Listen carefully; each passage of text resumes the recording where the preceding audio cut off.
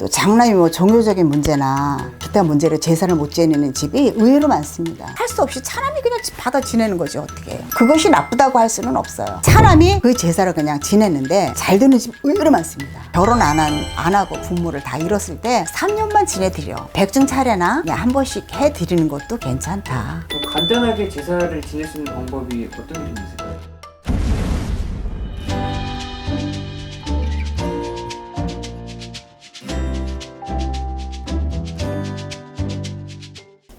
안녕하세요. 네. 선생님 사실 이번 시간 주제는 제사에 관한 주제거든요. 네. 이렇게 많은 분들이 제사는 장남이 지내야 된다라고 알고 계시는데 네. 이번 주제가 제사를 차녀나 차남이 지내도 괜찮을까? 괜찮습니다. 괜찮나요? 그럼요. 제사를 꼭 장남만 지내라는 법도는 없어요. 또 장남이 뭐 종교적인 문제나 네. 또 기타 문제로 제사를 못 지내는 집이 의외로 많습니다. 그런데 이제 차남이 제사를 지내면은 뭐 안 된다 그런 말들도 있지만 안 되는 게 아니라 못했던 거죠. 어떤 고정관념에 잡혀서. 근데 차남이 제사를 지내면서 잘 되는 집이 의외로 많습니다. 예를 들면 이제 형님이 어떤 종교나 형수하고 같이 제가 장남이 제사를 못 지내고 그 제사를 폐해버렸어요. 근데 차남이 그 제사를 그냥 지냈는데 잘 되는 집 의외로 많습니다. 그런 집들. 그 차남이 조상님 덕을 그대로 받은 그럼요. 예, 예. 그러면서 그 제사를 지낼 때 이제 조상님은 살아있을 때뿐만 아니라 죽어서도 자신들의 분신의 자손의 안녕을 바라고 네. 걱정도 하고 자손의 뒤만 졸졸 쫓아다니면서 이제 보살펴주고 싶어 해요. 자손은 제사라는 공을 들여서 조상님의 음덕을 기리는 게 제사거든요. 네. 그런데 그거를 차남이라고 하지 말고 안 해야 되고 그건 없습니다.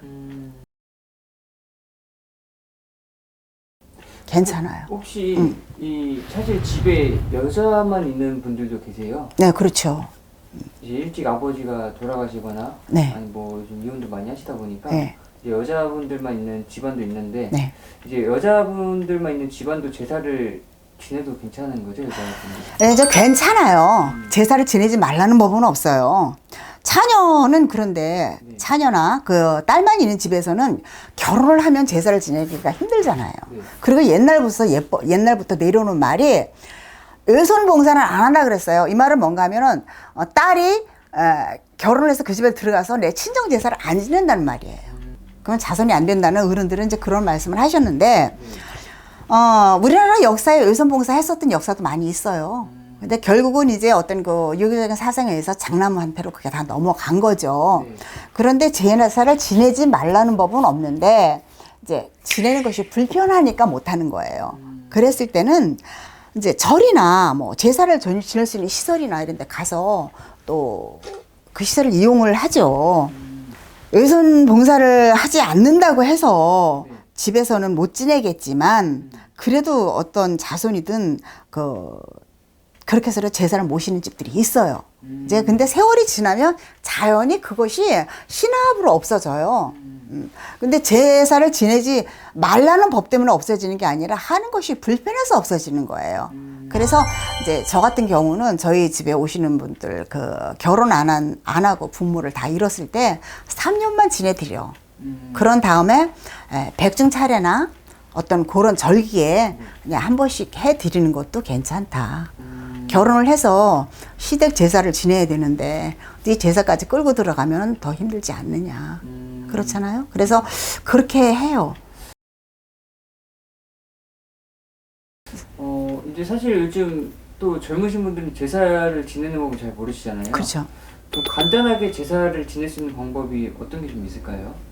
지난번 그 차례 때도 제가 말씀을 드렸는데요. 네. 음식을 못 만드니까 사세요. 그래서 요즘 이렇게 해보면 상 차리는 방법이 있어요. 상은 요것만 해도 돼요. 네. 그래서 다른 건 다 할 거 없고 밥만 하고 거기서 이제 그런 데 가서 사셔가지고 절차에 의해서 밥만 네. 해서 지내면 돼요. 거창하게 많이 하려고 생각하지 마세요. 제사상은요. 부잣집 제사상이나 가난한 집 제사상이나 올라가는 음식 다 똑같아요. 높이 보이는 면 뭐 많이 더 주고 그러는 거 아니에요. 진심이었을 때. 그렇게 하면 돼요. 굳이 뭐 장남인 분이 네. 이제 뭐 종교적인 문제로 안 다룰 경우에 네. 차남이나 차녀가 지내도 예. 됩니다. 네, 어떤 집들이 경제적인 문제 때문에 제사를 안 지내는 집은 또 보편적으로 없어요. 네. 서로 모아주잖아요, 돈을. 그래서 같이 모여서 지내잖아요. 다만 이제 그것을 하는 집에서, 해야 되는 집에서 불편한 일들이 생기면 안 되는 거죠. 불편한 일이라고 하면은 저번에 말씀해 예, 주셨죠. 안식구 걸 싫어한다든지. 네. 형님이 돌아가시고 없을 경우도 큰 집에서 그 제사를 지내라는 말을 못 하는 거예요. 그랬을 때. 네. 그랬을 때는 할 수 없이 사람이 그냥 받아 지내는 거지, 어떻게 해요. 그렇게 해도 해요. 그것이 나쁘다고 할 수는 없어요.